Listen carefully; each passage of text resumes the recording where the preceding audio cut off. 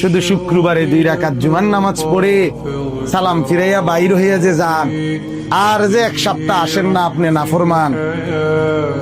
এই 1 সপ্তাহের তো খবর নাই। ওই শুক্রবারের 2 রাকাতেরই কি দশা, এটা কি বুঝনি আমরা?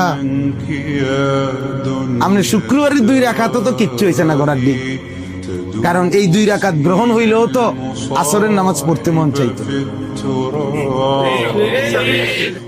তাহলে আপনার নামাজের দশা কি?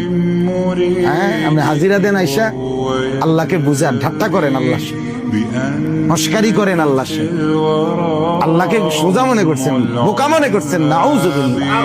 কি ভাবছেন মিয়া? কি ভাবছেন? কি ভাবছেন?